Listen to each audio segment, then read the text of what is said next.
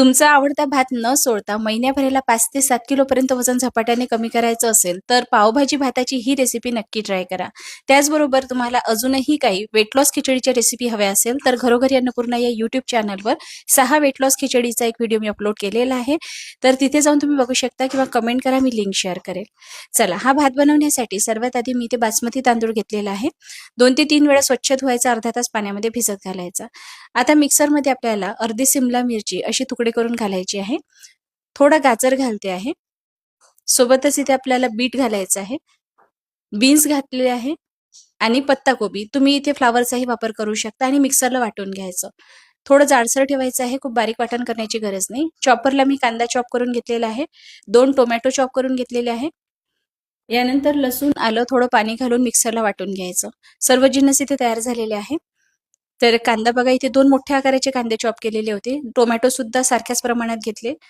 भाज्या ज्या आपण मिक्सरला फिरवलेल्या होत्या त्याही तयार आहे आणि लसूण आल्याची पेस्ट. चला, आता कुकरमध्ये आपल्याला 1 ते 2 चमचे तूप गरम करायचं आहे. ही वेट लॉस भाताची खिचडी असल्यामुळे मी इथे तुपाचा वापर करते आहे. सर्वात आधी कांदा घालायचा, छान परतून घ्यायचा आहे. कांदा मऊ पडायला लागला की यामध्ये टोमॅटो घालायचा, हा सुद्धा छान परतून घेऊ. टोमॅटो आणि कांदा व्यवस्थित शिजला गेला की यामध्ये लसूण आल्याची पेस्ट घालायची आहे. पेस्ट छान 2 ते 3 मिनिट परतायची आहे. कांदा, टोमॅटो आणि लसणाची पेस्ट यामध्ये कच्चेपणा राहायला नको, नाहीतर कच्ची अशी चव येईल.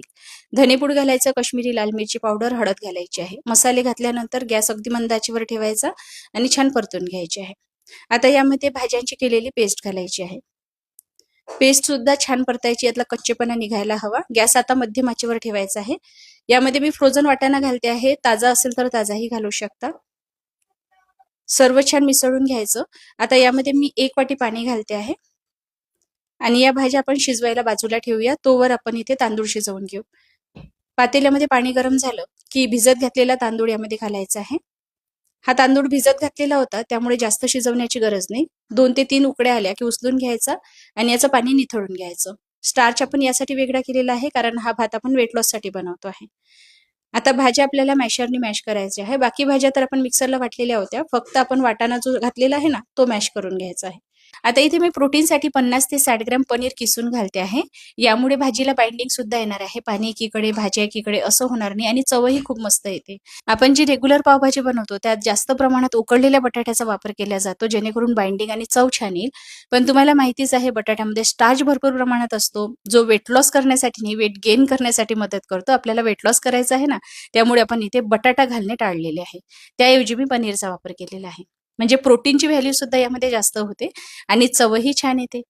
चला, इथे मी परत 1 वाटी पाणी घातलेलं आहे.